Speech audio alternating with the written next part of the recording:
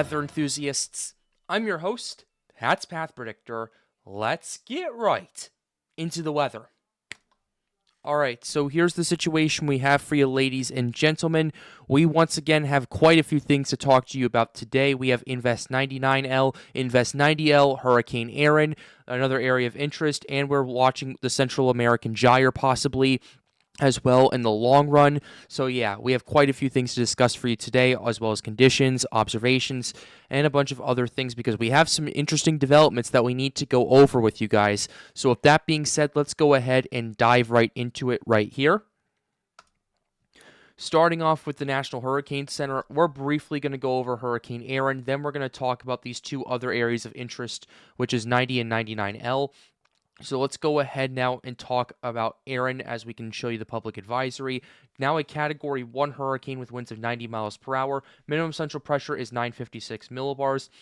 It is now in the first stages of post-tropical transition, so we're going to want to watch out for that as well. And this is a very large hurricane as well. Hurricane force winds extend outward 125 miles from the center, and tropical storm force winds extend outward 370 miles from the center. And a 56 mile per hour wind gust was recently reported at LF Wade International Airport in Bermuda, so that's something to pay attention to as well. And then we'll go ahead and take a quick gander at the discussion. I'm not going to really look too much into it, but we can go ahead and look at the intensity right here. And as you can see, we're looking at 90 expected to weaken and become an extratropical cyclone the next day or so. And then from then on out, it's expected to weaken as it heads towards Europe, so we'll have to pay attention to that as well. But ultimately, at this current point, once it becomes an extratropical cyclone, we're not going to really be talking about it anymore at this current point because we have other threats to discuss right here. But we do have the cone for you pulled up right here. We do have this system moving further to the east. It's now moving at 22 miles per hour, so it's really picked up the pace. It's expected to become an extratropical cyclone at hurricane strength and then get down to subtropical storm strength, or tropical storm strength rather, as it approaches Iceland and Ireland over here. So we're going to want to watch out for that. If you're tuning in from Iceland, Ireland, or the United Kingdom, or quite frankly anywhere from Europe, you're definitely going to want to watch this system, as this could cause some pretty significant impacts if it gets that far east, and we'll continue to watch it, and I'll continue to keep an eye on it. But ultimately, Erin is in its weakening stages, and it's in its transition stage, so we'll have to watch out for it. But ultimately, I'm not really too concerned for the next 5 days for the threats, with the exception of like winds off the coast of Massachusetts, waves continuing to be a major issue. Do not go swimming if you're on the East Coast for the next few days. Wait for the waves to calm down and for the rip currents to weaken as well. And we'll keep you updated on that here on the channel. But let's go ahead and shift over to the main meat of today's video, which is these two areas of interest right here. We're going to be talking about those because we have some interesting developments with both of them, quite honestly. And let's go ahead and start with Invest 90L.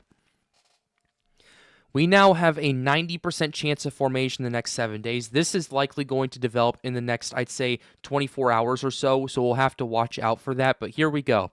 Showers and thunderstorms are showing signs of organization in association with a tropical wave located about 100 miles east-northeast of the northern Leeward Islands. Environmental conditions appear conducive for further development of the system, and a tropical depression or tropical storm is very likely to form this weekend while it moves northwestward and then northward in between the northern Leeward Islands and Bermuda. 80% chance in the next 48 hours, 90% in the next 7 days.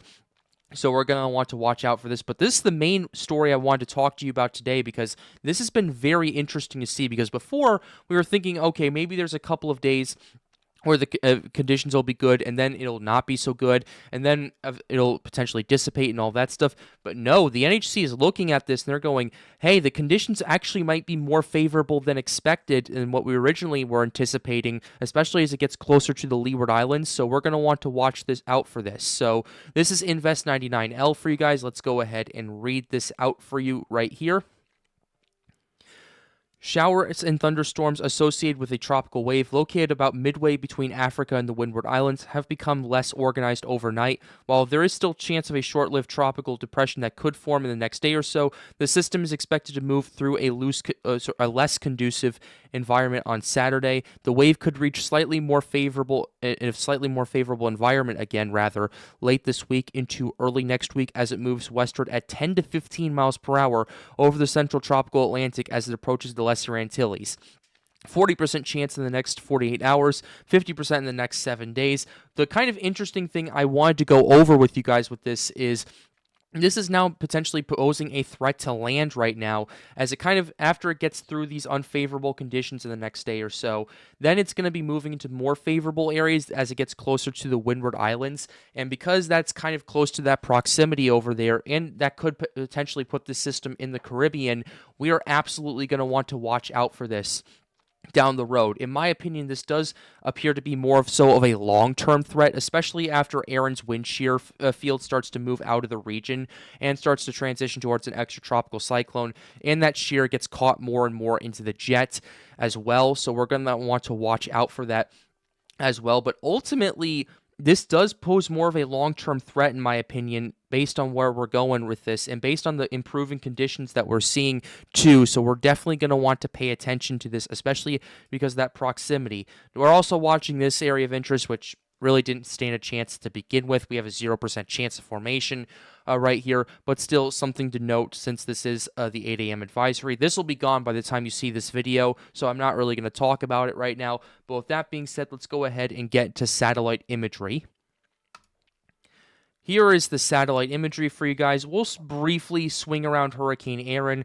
Basically, it's transitioning into its extratropical phase right here. It's kind of glitching a little bit in and out right there. I do apologize for that. I'll just go ahead and freeze frame this just to show you what's going on. There is a little bit of convection starting to fire up near the center of circulation, but it is transitioning to an extratropical cyclone. Cloud tops aren't nearly as cold.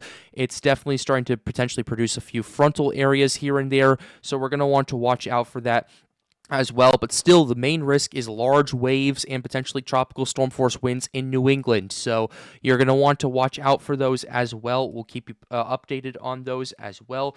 Next thing we're going to go ahead and take a look at is Invest 90L, which is currently close towards the Lesser Antilles, still producing that popcorn and convection that we've noticed right there, but there has been an increase in consolidation, especially in the northern part of this AOI right here, especially over here. We're definitely seeing an increase of consolidation and organization over there. It's likely going to develop a mid-level circulation very soon, and it'll likely start getting its act together, and it's still going to be moving through pretty decent conditions, in my opinion, to at least get some strengthening going. I would not rule out hurricane strength potentially with this one, and some of the models aren't exactly either, particularly the GFS and a few others, but by and large, you're going to want to watch this system, especially for shipping concerns and all of that stuff. But the main meat that we're going to definitely need to watch out for is what's going on with Invest 99L. Taking a quick look at it, it's still producing that popcorn and convection we're talking about right here, but still, there's two things we need to note with this. Number one, it's definitely starting to consolidate a bit more towards the center of circulation, towards the center of that low-level circulation right there. We've seen definitely some microwave imagery. We've definitely seen some other images as well, potentially indicating that this could possibly be a TC very shortly, a tropical cyclone.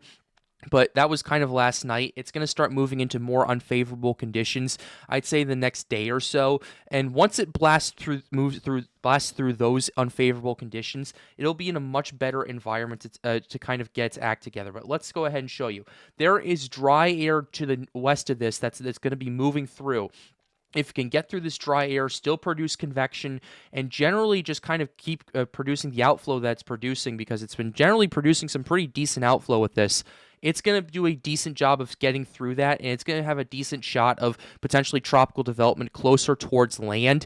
And that is actually a very big concern for me, because normally, like what we saw with Erin, was this system developed very far to the east. It developed over the Cabo Verde Islands, pretty much. And we had plenty of time to figure out, okay, we know where Erin's going generally. We see the shifts in the models, because that was a difficult thing to forecast right there. We see the shifts in the models. We have an idea of where it may go, and it gave a lot of people a lot of time to prepare for what was going on. With a system like this, where this doesn't potentially develop until it gets closer to land, that's also a big concern of mine with this, because if a system doesn't pop up and it doesn't start to ramp up in intensity and intensification as well as organization until it gets right towards land, that poses a bigger threat, in my opinion, because at that point, people are looking at this going, this is just Invest 99L. I don't need to worry too much about it. There's not really much forecasted for this. But down the road, maybe like 3 days from now, when it's closer to the islands, and you maybe have, instead of like 4 or 5 days like you did with Erin to prepare for stuff, then you maybe have like 36, 48 hours to prepare. That is a big concern because it's always better to prepare early in a severe weather, tropical weather, or snowstorm type of event. But instead, you don't have that much time to prepare. You got to figure things out on the fly, and that's going to cause a lot more problems, especially with logistics and all of that stuff. And that's a big concern I have with 99L, with it essentially the NHC moving the cone further to the west, to closer towards land, and now indicating, okay, it may not develop right now, but it could develop in the long run. And if you're watching this from the Windward Islands, you're absolutely going to want to pay attention to this. And considering how low in latitude this is likely going to move through the Caribbean. And considering the conditions that are just getting better and better and better over there, it's going to have a really good environment once it gets past those islands to potentially organize and potentially strengthen over there. And that is another big concern of mine, because just because it heads towards the Windward Islands doesn't mean it's going to stop and all of that. No, it's just going to be moving into better conditions for intensification, for consolidation, and all of that stuff. And we'll go ahead and show you some of those models, and we'll go ahead and show you some of those conditions I was talking to you about, because this is a very big concern that I have right here. Starting off with the European, this is our operational one. Erin's going to be moving off right here. You have this area of interest, 90L, starting to get its act together, consolidating. European has this staying relatively weak as of right now, so we're going to want to watch that for sure. But in regards to this area of interest right here, you can definitely start seeing a signal on this a little bit with the operational run. It kind of takes its time to consolidate. The European, interestingly, doesn't have that much happening. With that, I find quite curious, so I'm kind of wondering what the NHC what are they using, and kind of what are they looking at to kind of indicate, okay, this has a better shot at potentially heading towards the windwards. Let's go ahead and show you the GFS right here. Here's the 0Z GFS for you guys right here. At least what we have with 90L, having the system quickly organize and strengthen, potentially up to strong tropical storm strength as it approaches Bermuda right there. You're definitely going to want to watch out. I know you just dealt with Erin for those of you in Bermuda, but you might want to deal with this tropical system over here that is currently 90L. In regards to what's going on with 99L, the GFS hasn't exactly picked up on it. They're definitely picking up on a little bit of a closed low over the system right here, but ultimately you don't really have that much operational support with this, so we'll have to watch out for that. But the Canadian run, pretty interesting, having the system kind of consolidate right here in terms of 90L. A 99L doesn't really have that much happening with this, so I'm curious to see what the NHC is saying, and we'll talk more about the condition side of things, and we'll give you an idea of, okay, what is the NHC looking at with this right here, because forecast models, in my opinion, they can give you an idea of what may happen, but there are always flaws with these, like initialization, like what the obs are saying, and kind of what's going on the ground. So it's better to look at conditions anyway, but that's your Canadian run, looking at the icon for you guys right here. Let's go ahead and go to the 0Z icon. Icon is pretty interesting as well. Icon has 90L starting to consolidate and organize. It kind of remains relatively weak, at least for the most part, before merging with this system right here. And in regards to what's going on with 99L, yeah, all the operational runs don't really have that much happening with this, which I am kind of curious to see what the NHC is looking at as well. So let's go ahead and take a look at the conditions for you guys right here. Starting off with your temperatures right here, this is what we have for you right here. This is our current temperatures right here. Where this is currently at, where 99L currently is at, it's in area about 28 degrees Celsius. It's going to need to chug through all of this to get through all that dry air, and that's going to start moving into 29 plus degrees Celsius, which is about 84 degrees Fahrenheit for those of you living in the United States and the territories that it possesses. And then from then on out, it moves through 29 plus degrees Celsius waters all through the Caribbean, ladies and gentlemen. And then as we get to around the northwestern Caribbean, you're looking at 30 degrees Celsius right here, but we're still too far out to figure out what's going on with that. We're going to really have to nowcast the system going forward. But ultimately, what you're dealing with right here is warming water trend similar to what Erin dealt with. Like I said, 45 miles per hour may not seem like much, but is a scary 45 miles per hour given the conditions that it has ahead of this. Similar with this invest. It may not seem like that much right now, but it's a scary invest because of the conditions it has ahead of it. And that's what you have with the water temperatures. Looking at the ocean heat content, OHC continues to be a very big concern of mine. OHC continues to be a very big concern of mine as well. We're going to want to watch out for that as well. Where it's currently at, it's in an area about 50-ish OHC, so it's definitely starting to get its potentially get its act together if it has a little bit of time before it moves through that dry air. But ultimately, you do have that area as it starts to head further to the west towards the windwards, cracking up to 100 to 125 OHC. Over there, you're going to want to watch out for that. But then looking at even further west, look at this, 150, 175 plus OHC all the way to through the Caribbean right here after you get towards at least the longitude of the Dominican Republic. That is also another concern of mine, as well as what we could potentially see with our Central American gyre system, which we really haven't talked much about as of late, but the Climate Prediction Center has definitely been tagging that as well, so that's something you're going to want to watch. Let's go ahead now and take a quick look at the wind shear and the dry air. Dry air is obviously going to be a problem in the short term, but I want to look at what's going on with the long run, especially with the wind shear as well. Here's what we have for shear. Yeah, you definitely have a little bit of shear from Erin, but as it moves further to the north and becomes an extra tropical cyclone, you're definitely going to want to watch that. But then also you do have some wind shear with 99L that kind of starts to cloud it a bit. But look at this. This is 54 hours out. The wind shear field near 99L starts to collapse right here. And pretty much from what we have for you, ladies and gentlemen, right here, this is why the NHC is tagging this. That is your key, ladies and gentlemen. You have you have better wind shear conditions. That is one reason for you right there. The wind shear field across the MDR and parts of the Caribbean collapses. And that's why we're going with this. That's why they're going with a 50% chance of formation right here. And you do have a little bit of wind shear that does start to increase a little bit as it heads through the Caribbean, but that's only going to be temporary for you guys right there. And then you start seeing that wind shear decrease a bit more, and that's going to be a big concern for me right there. All this system needs to do is get through the wind shear, get through the dry air, and the NHC has no reason to think it won't, although the operational runs are a bit skeptical of that. Once it gets through that, bam, it has much better conditions to deal with. And if you're tuning in from the Windward Islands, this, in my opinion, based on all the charts I'm seeing right now, is a potential sleeper system right here. A system that kind of, everyone sleeps on, but then all of a sudden just really ramps up like out of nowhere and then potentially starts to organize. It has the conditions to do it. All we need to look at is what's the dry air aspect of it, because that's the biggest inhibitor on this situation. Here's what we got. Yeah, it needs to move through a bit of dry air right here, but as we get closer towards the Antilles right here, especially as we get to about 72 hours out, that dry air issue becomes less of a problem right here. The moisture pocket's going to kind of consolidate and kind of get more concentrated and decrease a little bit, but from then on out, this system has the water temperatures, has the ocean heat content, and has the wind shear that kind of produce its own convection, and this can easily be mixed out.